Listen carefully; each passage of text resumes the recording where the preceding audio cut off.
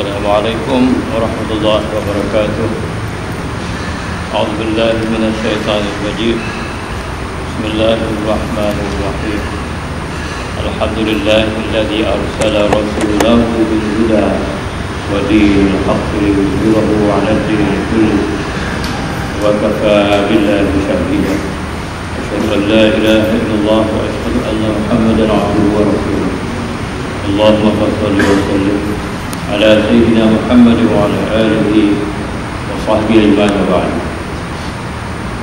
Yang muliakan pengurusi majlis pada malam yang berbahagia ini, yang dimuliakan pengurusi jabatan kuasa masjid, ahli jabatan kuasa masjid, tuan imam, sahabat-sahabat saya,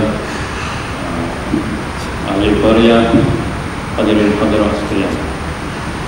Saya bersyukur kepada Allah Subhanahu wa taala kerana dapat bersama-sama dengan tuan-tuan dan puan-puan dalam majlis baru ini, dalam masjid baru ini yang saya dengar dibuka pada Ramadan baru ini. Insya-Allah barakallahu fikum. Mudah-mudahan masjid ini berkembang menjadi masjid yang membina masyarakat di sini mengikut contoh tauladan masjid-masjid yang ada dalam sejarah Islam yang bermula dengan masjid Nabi kita sallallahu alaihi wasallam di Madinah Munawwarah. Allahumma amin. Malam ini mungkin saya akan berbicara pertamanya berkenaan dengan pengajaran hijrah. Bukan cerita hijrah, tapi pengajaran yang kita boleh cuba ingatkan daripada hijrah untuk panduan kita sekarang ini. Yang keduanya ialah pengajaran kepada peperangan yang berlaku baru-baru ini. Yang ketiganya beberapa perkara yang perlu kita elak diri kita daripada sifat-sifat itu pada masa sekarang ini dalam keadaan umat Islam menghadapi macam-macam cubaan dan ujian. Kita minta Allah Ta'ala menjadikan kita orang-orang yang terus beristiqamah kepada Allahumma. Yang pertamanya adalah berkenaan hijrah dan banyak dicakapkan. Pernah saya nak sebut beberapa perkara yang perlu kita ambil sebagai pelajaran supaya hijrah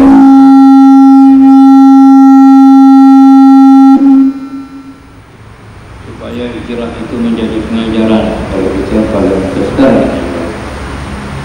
Yang pertamanya hijrah itu yang berlaku 1424 tahun yang lalu, dia sudah berlaku dan melibatkan Nabi SAW dan para sahabatnya, dan peristiwa itu mendatangkan pengajaran yang paling besar dalam agama kita ini. Berlaku berbagai-bagai perkara tentang hijrah itu, waktu hijrah itu, belum hijrah itu. Misalnya berlaku perancangan belum berhijrah, ada rancangan dan persiapan yang teliti dibuat oleh Nabi kita sallallahu alaihi wasallam dan para sahabatnya. Allah Subhanahu wa taala mengizinkan hijrah itu berlaku, dan berlakulah hijrah itu.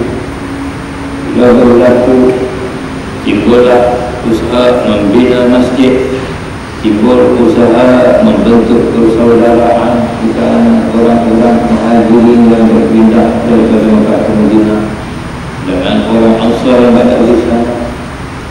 Timbullah jihad untuk mempertahankan agama Islam. Timbul rancangan menghidupkan pendidikan, timbul rancangan menyusun hidup di negara kota itu sampai pentadbirannya menjadi sangat rutin dan elok, walaupun orang-orang yang ada di situ tidak terlatih dalam mana-mana maktab pentadbiran. Berlakulah di situ contoh kehidupan menjadi pemimpin dan menjadi rakyat. Begitulah yang disebut oleh Quran, kuntum khairu ummatin ukhrijat lin-nas ta'muruna bil ma'ruf wa tanhauna 'anil munkar wa tu'minuna billah. Kamu umat yang paling baik sekali yang dilahirkan untuk faedah seluruh umat manusia. Kamu menyuruh kepada kebaikan dan kamu mencegah kemungkaran dan kamu beriman kepada Allah. Itu adalah pengajaran hari kita. Kalau nak hijrah itu dibuat oleh Nabi, oleh sahabat, maka dia dirancang dan disusun gereja, dibuat macam-macam persiapan untuk naikkan dan nak diguna.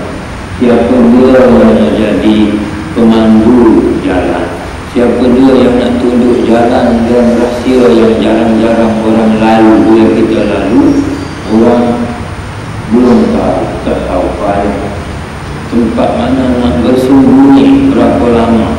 Siapa dia yang akan ditugaskan untuk menutup bekas-bekas tapak kaki berjalan di pasir itu. Siapa dia yang nak membawa makanan. Semua itu. Kalau nak hijrah yang Nabi buat, yang Tuhan mengizinkan dan memerintah Nabi buat, bergabung Tuhan dengan Nabi buat, masuk lagi ada perencanaan, maka kita manusia di dalam dunia ini lebih-lebih lagi dulu membuat rancangan apa-apa yang kita nak buat, mesti kita buat mengikut peraturan dan susunan kerja yang betul. Walaupun Nabi dua kalau dia nak pergi ke Madinah dengan mukjizat, katakanlah Abu Bakar naik borak dengan dia, kalau tidak naik borak pun apa cepat macam malam surat merah itu berlaku secara mukjizat tak sampai satu malam, melintasi semua alam sampai menghadap Allah SWT. Kenapa? Kalau tak memberikan sebab pada kata Allah jangan di padang pasir terpaksa bersembunyi beberapa malam di dalam gua, terpaksa ada makanan, ada orang nyapu tapak kaki. Ini menunjukkan bahawa untuk kita dalam dunia ini Nabi mahu ajar kepada kita ikut peraturan dan buatlah persiapan yang cukup. Jangan buat sesuatu perkara ambil lewat. Itu adalah jadi kalau sebelum ini kita buat pekerjaan kita sambil lewat, sama ada pekerjaan agama kita belajar agama kita, amal agama ambil lewat, maka jangan. Sebab ajaran dan pemikiran Nabi SAW, dia tunjukkan untuk kalau ada segala pekerjaan yang kita buat untuk persiapan yang betul sampai kita merasa puas hati. Kedua adalah hijrah itu jelas sekali berlaku bila sampai waktu Allah izin. Allah izin, Allah izin juga kata Rasul, kata Bakar, hamba ikutlah. Apa pengajarannya ialah apa-apa yang kita buat, mesti kita tengok menurut aturan agama kita dan kebenaran syarat dalam perkara itu. Kalau perkara itu tidak dibenarkan oleh syarat kita, sabarlah. Apa lagi kalau benda yang diterang-terang tak usah buat. Nanti kita akan bertemu dengan berbagai macam bahaya dan bencana dan kesusahan yang akan menyusahkan kita dalam usaha kita sendiri. Sebab kita memulakan kerja kita dengan suatu perkara yang Tuhan marah, yang Tuhan tidak suka. Apa pun kita buat, mesti kita tengok ini Allah berkata macam sudah ini mengikut aturan ulama atau tidak, bukan berkenan atau tidak berkenan. Saya tak berkenan atau tidak. Itu kalau kedua, apa pun pekerjaan yang kita buat. Dalam tu yang kita mulai dengan melakukan adalah pada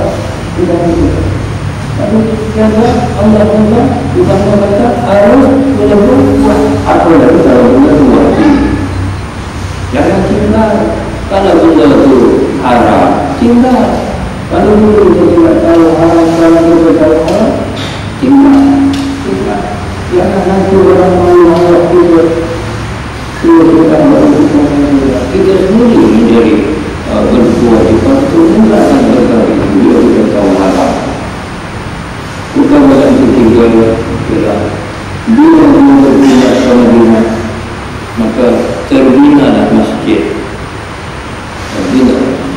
dan berlakulah mengimarah masjid dengan cara yang sangat memberi pengajaran kepada kita, sangat pengajaran kepada kita. Jadi sekarang pertama tujuan dan apa-apa kita dapat susun atur ikut aturan bersama atau tidak kalau boleh, tak boleh jangan. Itu pelajaran juga berlakulah berlakulah pembinaan masjid dan tujuan mengimarahkan masjid. Dan secara ringkasnya masjid pada zaman Nabi Sallallahu Alaihi Wasallam menjadi pusat sembahyang berjemaah, sembahyang Jumat, menghantar askar tentera untuk jihad, menghantar keluar guru-guru anak mengajar Quran di kawasan-kawasan yang berhancuran, menghantar wakil-wakil Nabi SAW untuk bertemu dengan pihak-pihak yang belum bertemu ataupun orang-orang yang dihantar untuk keluar menjadi sikap untuk keselamatan dan keharmonian untuk Madinah. Berlaku di sana. Kalau ada rute dari orang datang itu berlaku di masjid. Kalau ada pengajaran Quran di masjid, pengajaran tentang aturan agama hukum syara berlaku di masjid. Nabi SAW nak bercakap apa-apa, nak ceramah tentang apa-apa masalah juga di masjid. Kalau nak bermusyawarah ulah-ulah di masjid. Apa-apa keramaian yang harus dibuat di masjid. Maka maknanya masjid adalah pusat kegiatan masyarakat dan negara Islam itu. Pusat kegiatan dan pembangunan rumah itu sudah. Jadi kalau kita faham di situ, maknanya masjid adalah pusat pembangunan para kita. Masjid mesti menjadi pusat pendidikan yang bersifat. Masjid tempat orang mengetahui tentang akidah Islam, tentang hukum agama, tentang akhlak yang elok dan baik, tentang Quran, tentang hadis, tentang sejarah Islam, bahasa Arab, tajwid, bahkan kalau perlu bahasa-bahasa lain bila perlu. Dalam perkembangan zaman kemudian dalam Islam, masjid-masjid di Mesir, masjid-masjid di Portugal di Spanyol, sampai di dalam masjid orang raja ini bintang. Ilmu berubah, ialah ilmu kisah, ilmu tentang bahasa dan makna. Sampai orang baca syair-syair yang baik, luas sekali penjelasan. Jadi kita patut sangat mengambil contoh daripada semenjak zaman Nabi SAW sampai zaman kemudian bagaimana kita memperkuat dan memperbagaikan kegiatan masjid sampai dia betul-betul menjadi hidup sebagai pusat kegiatan yang orang suka. Alhamdulillah, di mana kita buat pada malam hidup sendiri.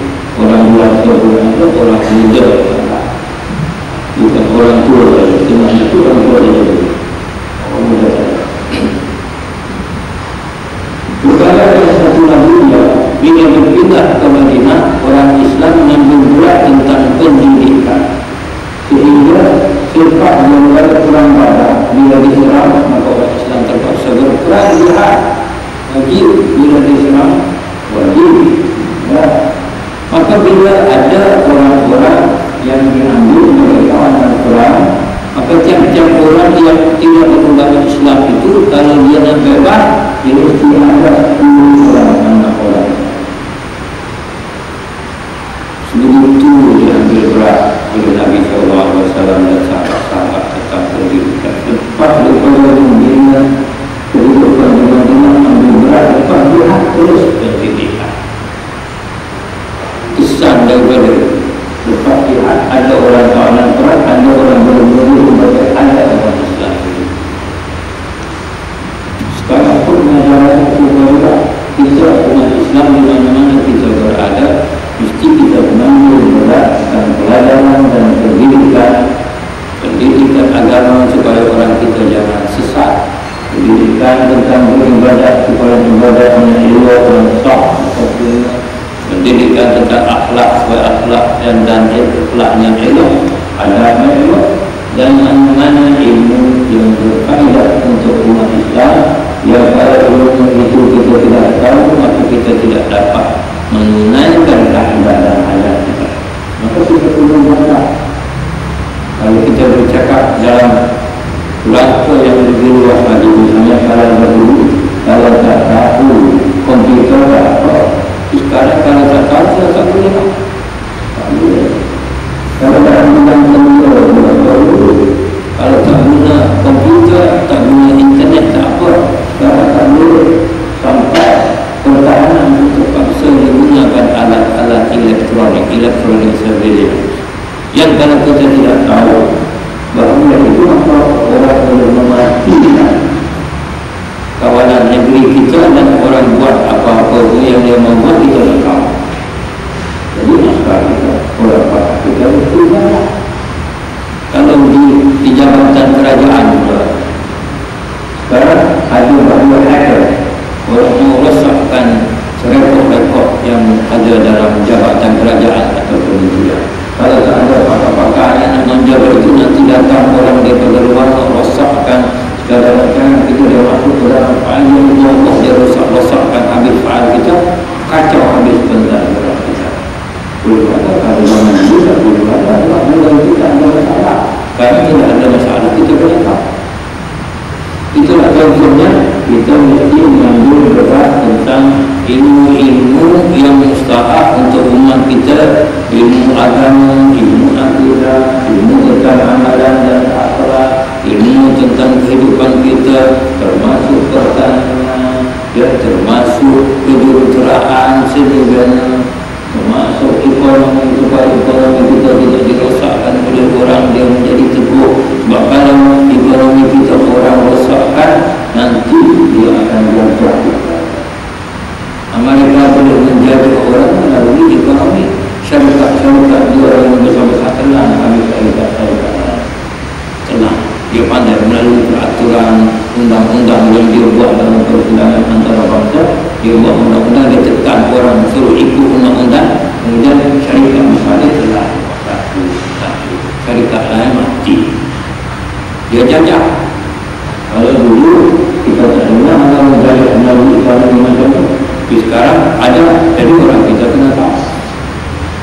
Kalau dia rumah kita kena jajah, dan bila dijajah kita kembali ke besar. Di Mesir sekarang ekonomi dia dijajah, nak tanam gandum pun saya dengar Amerika tak balik. Walhal bumi Mesir subur dengan gandum, tak boleh tanam. Asal ekonomi dia dijajah. Jadi inilah luasnya ilmu zaman sekarang yang kita ambil berat selain daripada ilmu agama dan lain-lain. Ilmu untuk menjadikan umat kita sejahtera dan dia tidak ganggu kita. Itu tujuannya. Tuan-tuan dan puan-puan sekalian, selepas daripada pendidikan, kita tengok Rasulullah SAW ambil berat ialah pertahanan. Bahkan sebelum pendidikan pertahanan dulu, orang Islam dididik untuk menjaga negeri supaya jangan kita biarkan orang lain mengganggu negeri kita. Dan orang Islam diajar dengan semangat bersedia menghadapi ancaman. Sebab itu dalam perjanjian antara Nabi kita SAW dengan orang-orang Yahudi dan Kristian yang ada di Madinah, buat satu perjanjian nak mempertahankan sama-sama. Kalau datang dari orang musuh, sama-sama cari orang Kristian pun ada, Yahudi pun ada berjanji, dan dipanggil Kristian dan Yahudi selalu dengan orang Islam. Itu dalam kitab Ibnu Ishaq, orang kata wahidatan min dunin nas. Dia panggil satu umat, satu umat bukan hanya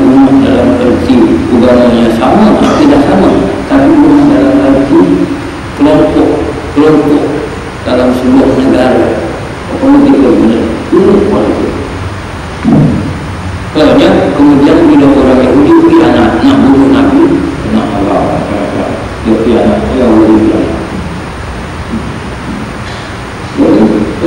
Pendidikan, pertahanan, kemudian persaudaraan. Awal juga bila berpindah dari bukan kemudian ada persaudaraan. Persaudaraan antara orang Mekah dengan orang Madinah. Macam tadi berada di bawah.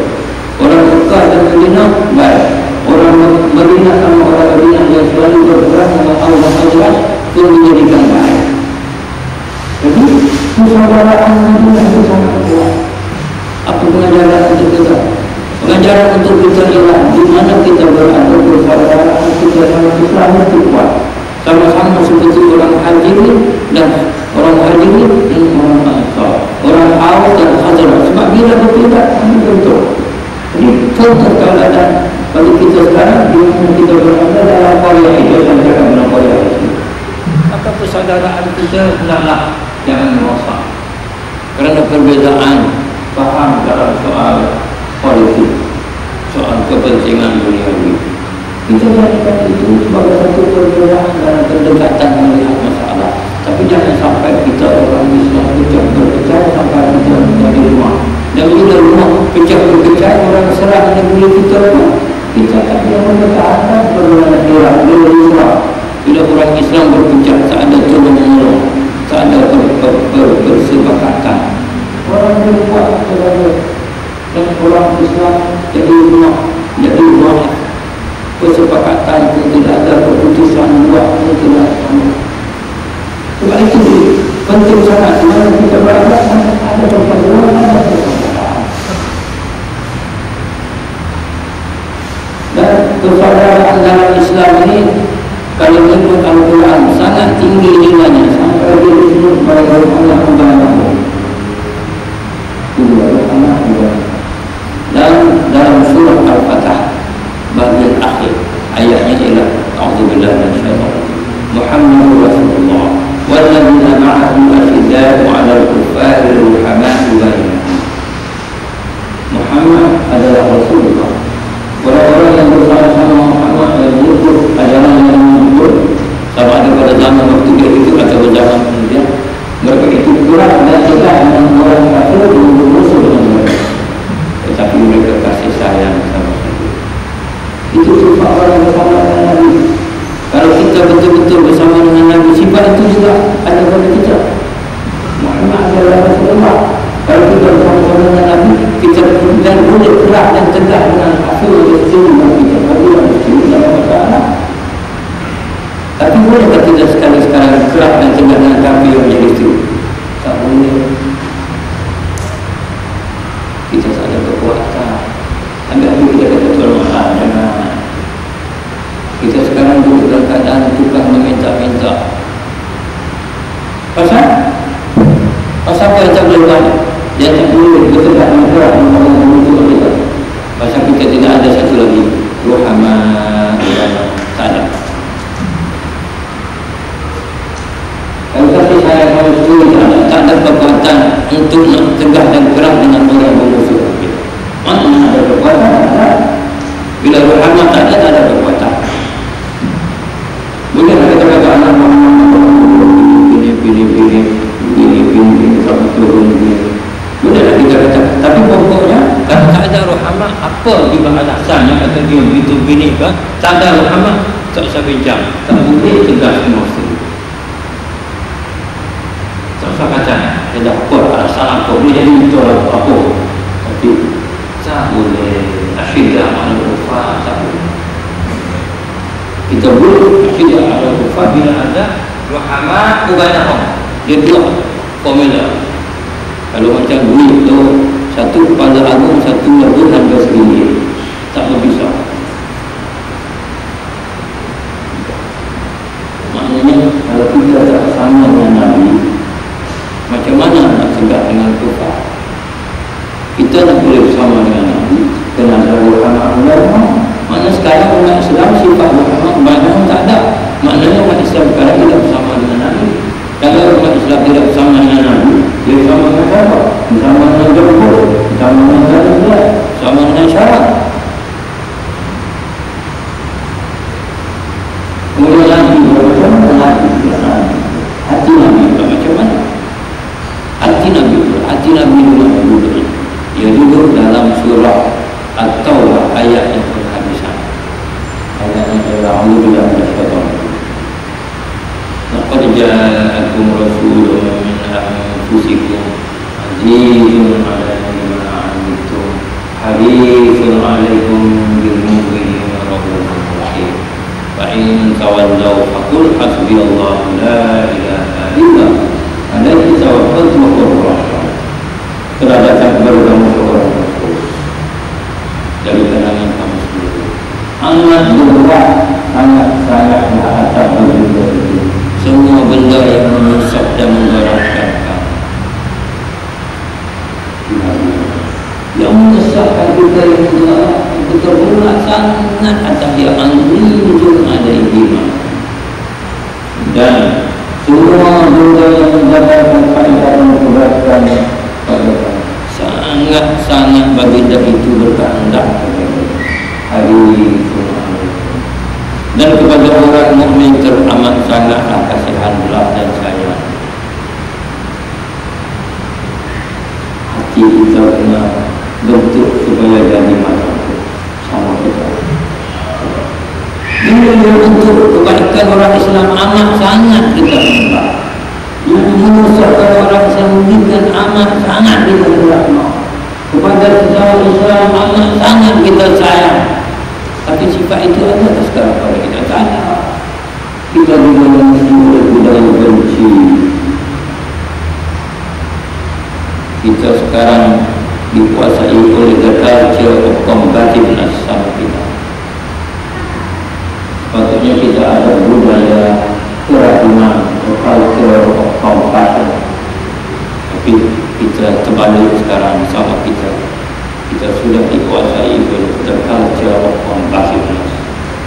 Budaya benci yang berseteru sama diri. Subhanallah. Jadi rupanya sifat hati Nabi tak ada sekarang pada umat ini. Bukan seluruhnya, tapi banyak sangat. Tak ada juga. Dan nak bersama dengan Nabi macam mana? Kalau tak bersama dengan Nabi tu nak turun macam mana? Kenapa aku tak mahu boleh? Kau tak lupa pasti. Ada satu hadis yang saya nak baca tentang penyakit masyarakat. Hadis Ibnu Majah. Saya di rumah imam, tuan-tuan imam jemaah. Ya. Kita belajar hadis Ibnu Majah. Ya ma'syarul muhajirin samsul idza tulikum bihim wa a'udzu billahi an tudrikuhun lam tarkabul fa'ishatu wa fi qawmin qattu hatta yu'linu biha illa fasha fihim at-ta'un wal awja' allati muntakun madat fi aslafihim allati lamadah walam yankusul mikyala mu'minina illa ghuddu bisinina wa shiddatil muhnati wa juri sultani alaihi walam yamna'u zakata amwalihim illa minhul qatar minas samai walau al-bahaimu lam yumtaru walam yankusu walam yankulu ahdallahi ba'da rasulihi illa sallallahu alaihim aduwan min warihim fa'aqadu ba'dama fi aydihim wa ma lam tahkum a'immatukum bi kitabillahi wa yatafayyaru bima anzalallah illa ja'alallahu ba'sakum bainakum. Ibnu Majah. Qala Rasulullah sallallahu alaihi wasallam. Jadi maksudnya kurang. Wahai pimpinan orang-orang muhajirin, 5 perkara aku takut kamu akan terkena bala 5 perkara itu. Aku minta perlindungan kepada Allah bahawa perkara itu akan berlaku atas kamu. Pertama, tidaklah menjahilkan perbuatan yang keji. Tidaklah perlu perbuatan yang keji maksiat dalam satu kaum sampai mereka sampai mereka menunjukkan perkara itu. Bila perkara itu berlaku, maka akan timbul di kalangan orang kaum itu penyakit tahu dan penyakit yang tidak pernah berlaku dalam generasi yang sebelum mereka. Ingat, siapa penyakit datang, zina,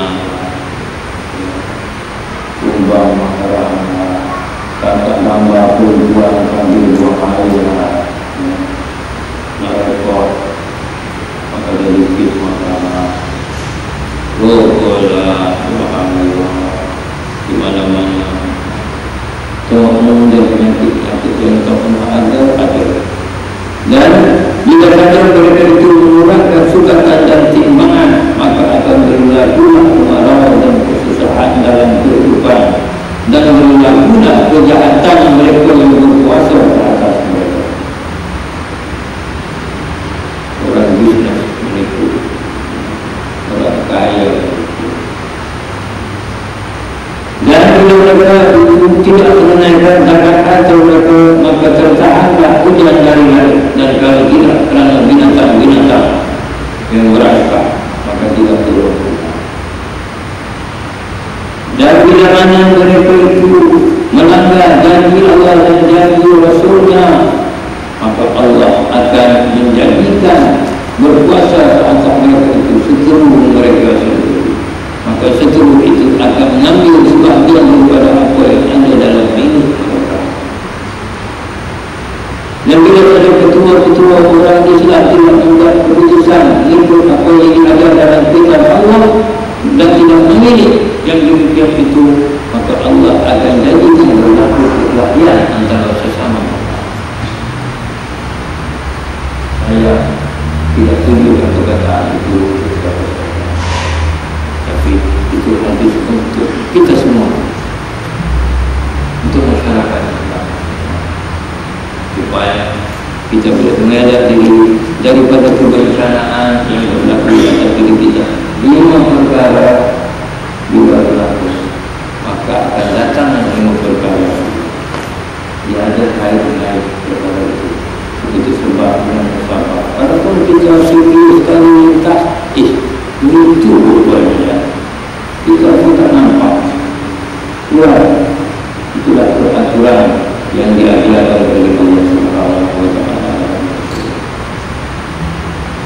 Satu perkara lagi pelajaran daripada hijrah ialah amalan taat setia sesama orang Islam. Taat setia antara Rasulullah dan sahabat-sahabat, dan taat setia antara sahabat-sahabat sesama mereka. Kasih sayang mereka, Masya Allah. Rahmah bainahum. Inilah yang patut kita kembali kepada amalan dan contoh tauladan yang ada di Madinah. Sekarang barulah saya sampai kepada pengajaran tentang perang. Sebab cakap tentang satunya nak buat apa-apa kena rancang, kena niat betul, kena ambil berat tentang masjid, tentang pendidikan, pelajaran, ketahanan, persaudaraan, jaga daripada maksiat yang disebut dalam hadis tadi, supaya tidak berlaku banyak dosa. Kita kena buat dan belajar amal yang tadi. Di mana kalau tadi kita kena buat, barulah kita ambil pengajaran dari hijrah. Selain daripada yang umum sekali, hijrah itu adalah al-muhajir man hajara ma Allah. Orang yang berhijrah ini adalah orang yang tinggal apa-apa yang dilarang oleh Allah. Kita makin tinggal, kita hijrah. Itu tahun lalu kita tinggal dulu, hijrah itu. Tahun ini tinggal pula, tinggal rokok misalnya.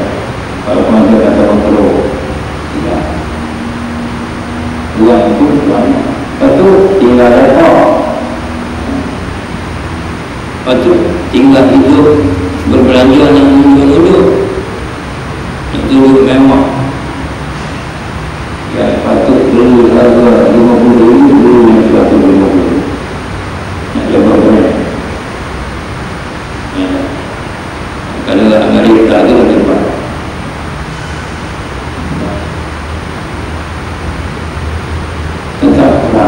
tentang perang ada beberapa ayat untuk menjadi peringatan.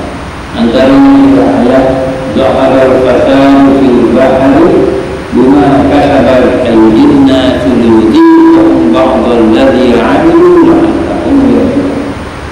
Telah zahirlah kerusakan dan di darat dan di laut akibat daripada apa yang dibuat oleh tangan manusia sendiri, supaya Allah memberikan manusia itu merasa akibat daripada sebahagian keburukan yang mereka lakukan sendiri, supaya mereka kembali kepada Tuhan dan mereka bertaubat.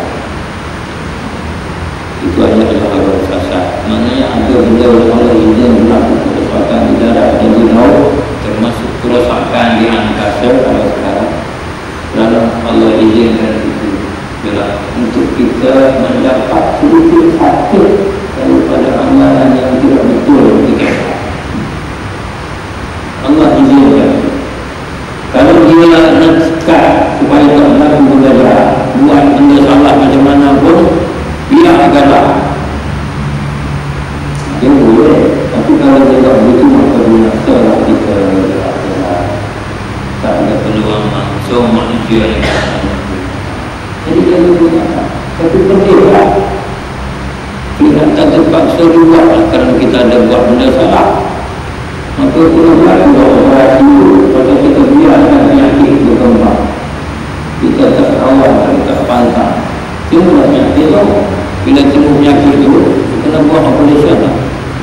Waktu operasi tu sakit lah. Tapi nak buat macam mana? Kena buat operasi tu. Jadi hukum dalam Tuhan yang pun sama juga. Bila kita buat kesalahan, Allah Ta'ala izinkan membuat kesalahan supaya kita kembali. Tapi sakitlah ya Allah. Tengok orang tak berdosa pun kena bunuh. Perlu pecah, terburai, kepala putus, anak tak berdosa, mata yang hilang. Ya, tapi bala ni kita juga dia tak boleh apa. Sebab itu amalan begitu wattaqu fitnatan la tusibanna alladhina zalamu minkum khassah. Hendaklah kamu takut kepada bala bencana yang turun yang dulu. Dia tidak punya kata orang zalim tak ada di kalangan kamu punya semua. Macam hujan bila dia turun habis kena.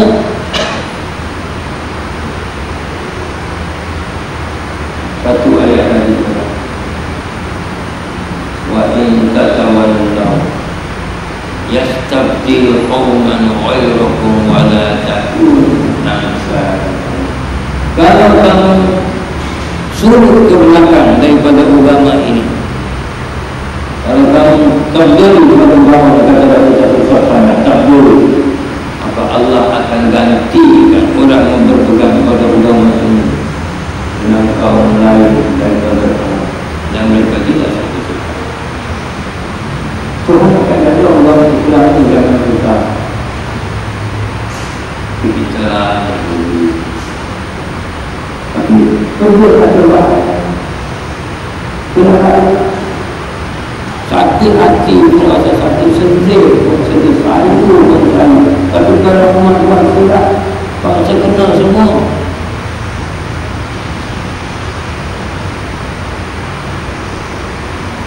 Satu lagi ayat yang menyebutkan orang kafir itu ba'duhum awliya'u ba'd wa illa taf'alu takun fitnatun fil ardi wa fasadun kabir. Orang kafir ini setengah daripada mereka tolong dengan setengahnya yang lain. Dan kalau kamu tidak lakukan yang demikian itu wahai orang beriman, maka akan timbullah fitnah dan kerosakan yang besar dalam kaum. Ya fitnah. Alla taf'aluhu illa kalau kamu tidak buat tolong kerjasama takut fitnah fil ardi wa fasadun kabir. Adalah fitnah dan kerosakan besar di negara sekarang.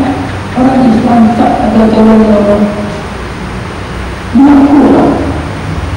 orang ke atas bawah.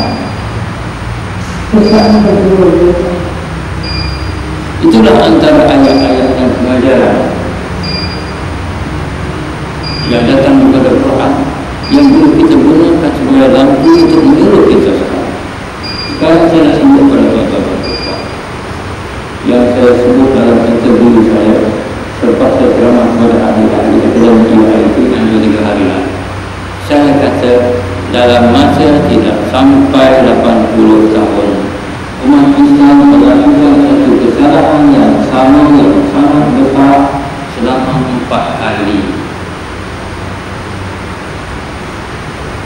Coba fikir, dalam masa tidak sampai 80 tahun umat Islam membuat kesalahan yang sama 4 kali dan tak ada nampak sebut pun kita silap. Jadi kita tak ada tersebut itu. Dia sebut yang lain, dia tak ingat yang itu. Kesalahan yang berangkat kita tak ingat. Dan kesalahan itu kesalahan besar, kesalahan yang termasuk antara prinsip ketamadunan. Civilization principle menjalankan. Bila jalankan dalam masa yang terdekat 4 kali itu, kurang 80 tahun. Pertama, waktu kerajaan Turki Osmania, orang Islam sendiri berontak menganggap khalifah buat salah, khalifah meninggal dan khalifah tidak amal Islam secara betul. Maka ada orang ahli agama yang mengatakan kena berontak. Maka berontak. Yang berontak itu asalnya orang British dan Perancis jatuh sebab tak pernah berlaku beribu-ribu tahun, 1000 tahun lebih. Khalifah kita hilang di dunia lebih kurang 70 tahun yang lalu. Dulu kalau khalifah mati, orang Islam tidak akan tanam khalifah itu, melainkan ada khalifah baru yang mengganti baru dia tanam. Sekarang sudah lebih kurang 70 tahun kita tidak ada orang tua dalam rumah ini. Ibaratnya orang Islam sendiri tikam orang tua. Tapi tak ada orang sebut sekarang. Seolah apa-apa seolah sudah biasa. Lepas bila tak ada kerajaan Osmania, maka negeri-negeri Islam dibagi-bagi oleh para agama. Perancis ambil bagian potong ini, ambil British ambil ini, ambil Perancis ini, Rusia ini. Macam makanan atas meja yang disebut dalam hadis Rasulullah. Benda yang disebut dalam hadis itu dalam zaman moden berlaku selepas jatuh kerajaan. Kita perlu tak menolong orang tua kita sendiri kerana kita anggap dia buat salah. Kita berusaha, kita tolong orang lain dari luar supaya dia jatuh. Sampai sekarang saya tak ada guna orang besar. Hanya kedua kita buat waktu perang Teluk itu, waktu kali pertama hilang khalifah, hancur khalifah kita. Hanya kedua kawasan Teluk dapat ke tangan orang, walaupun orang kita yang memerintah. Tapi dari segi kuasa yang berkesan di tangan orang, kawasan negeri Teluk Arab Saudi, Kuwait, Qatar dan lain-lain. Maknanya bila kita berontak nak suruh Saddam jatuh, tolong US dan lain-lain, habis negeri Islam kuasa berpengaruh berkesan. Dulu khalifah hancur, ni bumi Teluk. Tak dapat pengajaran juga ulang pula dalam Afghanistan. Nampak kawasan itu pula dengan gasnya, minyaknya, dengan budaya yang besar, sudah masuk pornografi, sudah masuk kehidupan bebas, sudah masuk dalam kondisi baru. Kita tanpa pengajaran juga ulang 22 tahun baru ni pula bui-bui pengkalan kat mereka pula untuk musnahkan Saddam, dapat Baghdad. Itulah maksud saya. Dalam masa tak sampai 80 tahun umat Islam melanggar prinsip tamadun dia sendiri 4 kali. Dan tak ada orang sebut begitu. Habis-habis orang kata silap tak satu pada itu saja. Tak sebut tu dia langgar prinsip tamadun itu. Prinsip tamadun apa? Prinsip tamadun ialah orang ramai dengan wali ambil itu bekerjasama.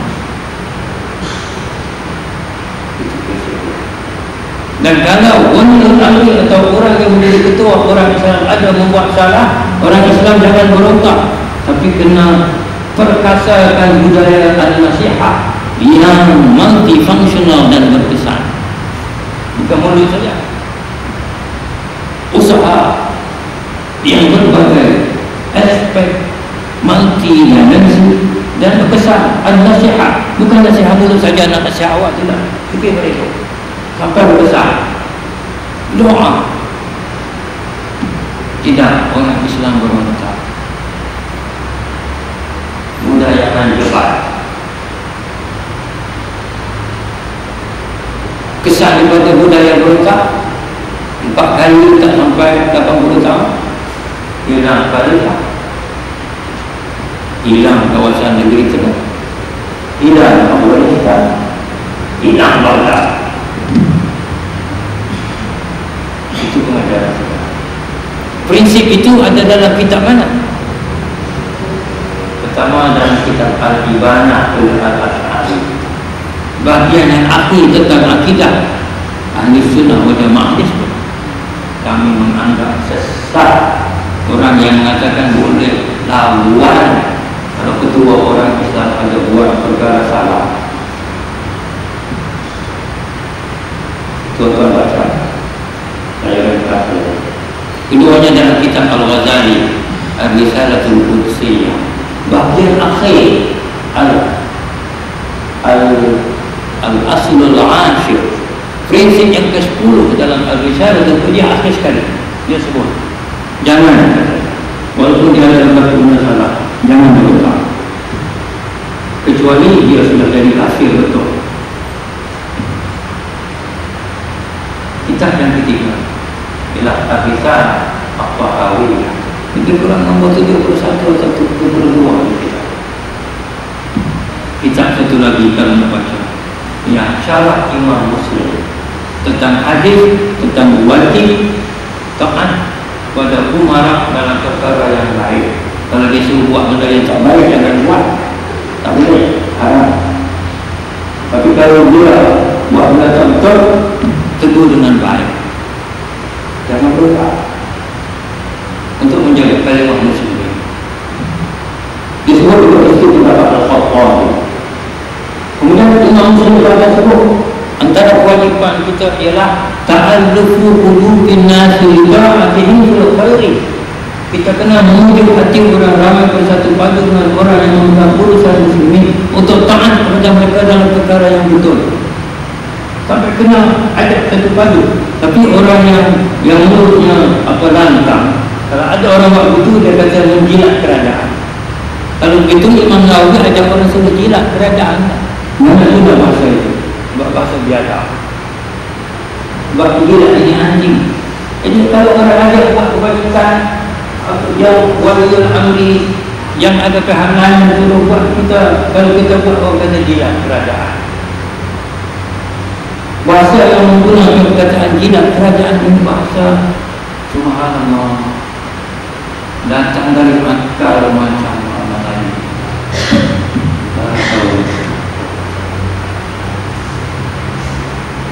Buat setuju buat baik dengan jahat. Orang ini yang memegang urusan orang Islam, mengajak orang yang ada jiwa.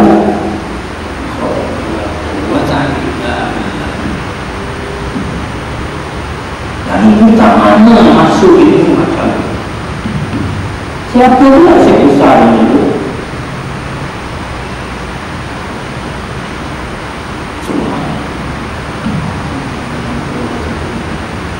Dan kita tahu budaya berotak di budaya yang juga bermanfaat lagi dah kita buat dalam masa tak sampai 80 tahun. Dan kesan bukan elok, cukuplah. Kena cari satu formula supaya dapat konsep orang Islam. Tak kira apa pun kepanjangan dia tentang masalah pemasyarakatan. Setengah tu kata kita perlu debatkan. Debat. Apa yang debat buat?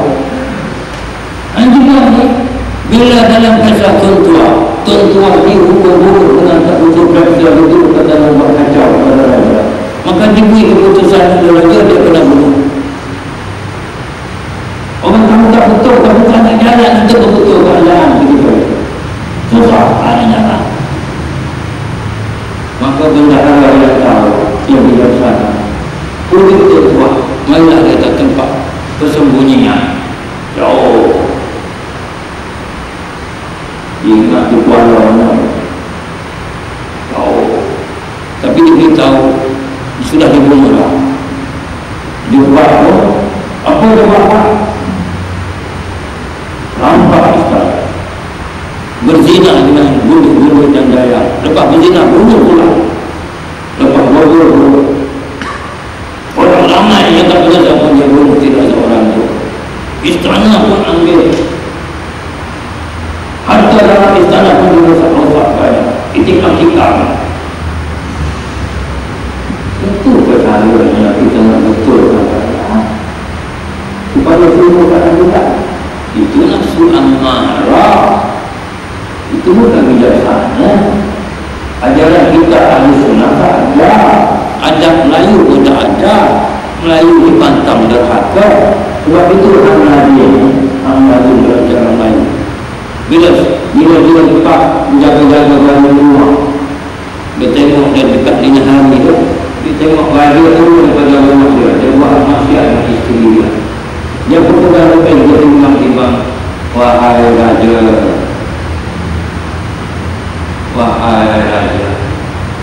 Melayu dia. Dia pergi, dia cerai. Kalau dia bunuh, dia boleh sebab raja dari dalam punang dia.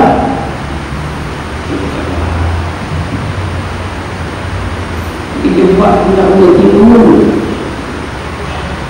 Orang yang angkat menjebak ni, orang yang pengaruh dengan teori sosialis, sudah berontak. Dia tafsirkan secara daerah tiga negara. Mula-mula sistem kapital, lepas tu sistem sosialis, lepas tu dia konflik, timbul kelas sosialisasi masyarakat adalah diangkat anjebak. Jadi hantuan ni zaman feudal, jadi anjebak ni zaman baru. Anjebak ni nafsu amarah. Semangat jebak ni kita jangan ambil. Kita ambil semangat hantuan. Itu Muhammad itu feudal itu ketinggalan zaman itu. Zaman global sebuah hantua, zaman purba, zaman untung berasap, otak purba, zaman global. Tidak, hantua adalah lambang bagi sifat setia, sifat taat, sifat jaga maruah bangsa, pandai diplomasi, perwira ulu badan berani, tidak takut mati, tidak mementingkan diri dan berjuang untuk umat sampai rela masuk dalam tenaga najis nak ambil udara dia. Bukan dia berumah kepada raja sebagai individu, tapi berumah kepada raja sebagai bayangan menurut khalifah dalam dunia sunni, dalam dunia Melayu. Raja sebagai fungsi, bukan raja sebagai seorang manusia. Jadi kalau dia hendak mana-mana berani, dia tahu berbagai bahasa. Bila dia bertindak, tuan-tuan ni berkesan. Dia problem solver, sangat cepat. Jadi zaman motor, kita nak orang berani, tegas, ada visi, berkorban, ada disiplin, beradab, sangat pantas bertindak, berkesan, problem solver. Kita nak tuan-tuan sekarang, bukan hanya. Sebab itu dalam kita orang tua kita mati, dia mati lah. Tapi dalam kita tak mati itu maknanya orang tua ini adalah nafsu mutmainnah. Sifat nafsu mutmainnah jangan mati. Kalau sifat mutmainnah itu mati dalam tamadun mati pada hakikat. Setia, ada disiplin, ada taat, cekap, pandai, diplomati, kesan bertingkah pantas di sebuah kita kena sama dia. Buatkan bahwa pelajaran perang ini marilah kita kembali pada amalan agama sebenarnya. Marilah kita berhijrah dalam arti yang saya sebut tadi, termasuk hijrah daripada semua maksiat. Mari kita bentuk persaudaraan dalam kehidupan muslim ini dan sifat rohani kepada Allah. Mari kita mengamalkan sifat bersama Nabi, insyaAllah ma'iyatul Rasul. Apalagi bila kita tahu sekarang mereka sangat lapar dengan rancangan dan melaksanakan penguasaan itu. Dia akan nanti mana-mana peluang untuk meluaskan jaringan dia. Kalau kita tidak kemaskan saf kita muslim, dia akan mengambil. Bukan kita nak berlalu dia, kepada kita mengajar kemaslahatan bukan kita. Supaya bila ada benda yang tak baik orang nak buat atas kita kata jangan. Orang pun nampak bahawa kita maksud jangan dulu, bukan jangan dulu. Saya kata jangan. Janganlah orang pun tak kuatkan.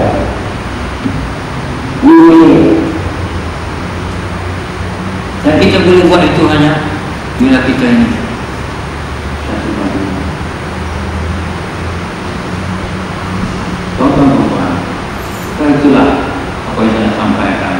Masa pun sudah 8:45. Kalau ada soal jawab yang belum disusun tadi, silakan. Bismillah. Assalamualaikum warahmatullahi wabarakatuh.